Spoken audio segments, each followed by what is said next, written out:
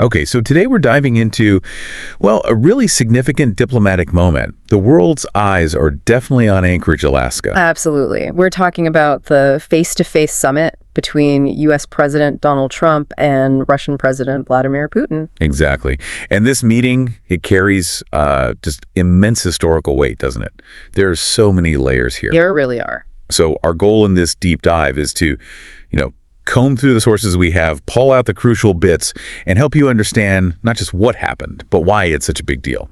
Okay, let's unpack this. Right. And what's fascinating here is the timing and the setup. It's happening right now, August 15th, 2025. Today. We saw the visuals, Air Force One touching down at Joint Base Elmendorf, Richardson.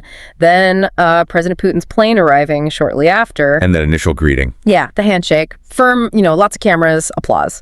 Very staged, but symbolic. But the context makes it more than just a photo op. Oh, absolutely. It's their first in-person meeting since Trump was reelected. And get this, the sources confirm it's Putin's first time setting foot on U.S. soil in more than a decade. Over 10 years. Wow. That alone tells you something big is potentially happening. It really does. It raises the stakes considerably. So we have this really charged historical backdrop. But beyond that initial handshake, the information we've looked at suggests the meeting itself changed pretty quickly from the original script, didn't it? It did, yeah. It was apparently scheduled as just a private, one-on-one between Trump and Putin. Just the two of them. Initially. But it seems it expanded quite rapidly. Key figures were brought in. Okay, like who? Well, on the U.S. side, Secretary of State Marco Rubio joined, along with other senior officials. And for the Russians, Foreign Minister Sergey Lavrov was there, plus top Kremlin aides. Right, so what does that tell you when the teams suddenly get bigger like that? It signals it's not just symbolic, real negotiations are on the table. It suggests they moved beyond just sort of feeling each other out. Bringing in the foreign ministers, the top aides, that means they're ready to talk substance. Maybe even, hammer out some specifics. It means business. Not just broad strokes, then. Exactly. While the leaders set the tone, the teams are there for the nitty-gritty. It points towards something potentially substantive being discussed. That's a key difference. So if we connect this to the bigger picture, it's the expanded meeting, the people involved. What does that tell us about the agenda? What were the top priorities being tackled by these expanded teams? Well, the sources are pretty clear on the number one focus, the war in Ukraine. Unsurprisingly. Right.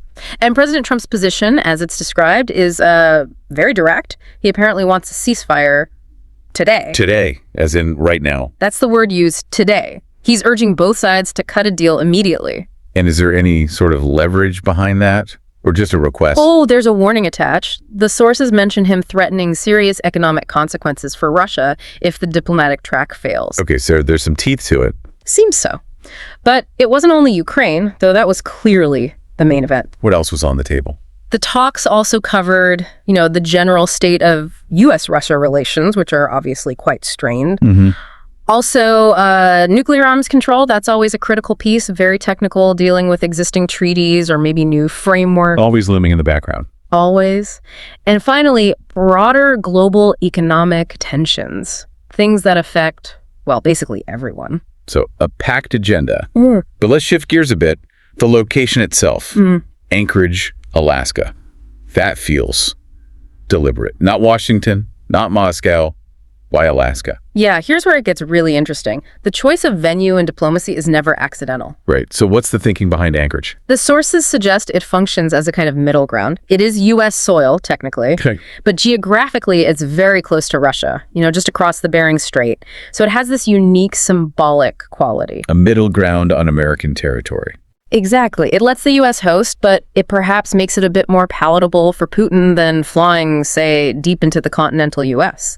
It avoids maybe some awkward optics for him while still showing a willingness to meet on America's doorstep. A pragmatic choice, but loaded with symbolism. Precisely. It sort of sets a tone, maybe trying for earnest dialogue, even if it's going to be difficult. It's practical, but it sends subtle messages too. This raises an important question then. How is the rest of the world seeing this meeting in this specific place with these specific people? Well, it's being watched incredibly closely everywhere. You have two powerful leaders, both known for being somewhat unpredictable, and they're coming together when international relations are, frankly, very strained. So the potential significance is huge. And the outcome. Is there any sense yet of where this is heading? That's the big unknown. Will it actually produce some kind of breakthrough on Ukraine or arms control, or will it just end with, polite statements and no real change? It's really too soon to tell. The classic diplomatic uncertainty. Exactly. But what's clear is that the decisions made here, or even the lack of decisions, could genuinely shape the future of the war in Ukraine, and certainly U.S.-Russia relations, for years to come. The ripples could be long-lasting. So what does this all mean? We've got the high stakes, the expanded teams, the urgent focus on Ukraine, the symbolic location. Anchorage, Alaska, for this moment, really is the center of global attention. It truly is. And maybe the final thought to leave with you, the listener, is about the very nature of these face-to-face meetings, especially between leaders like these on middle ground like Alaska when so much is up in the air. What does the simple act of meeting achieve? Regardless of the immediate press release, what's the deeper significance of just showing up, sitting across that table, especially now? That itself might be sending a message worth considering.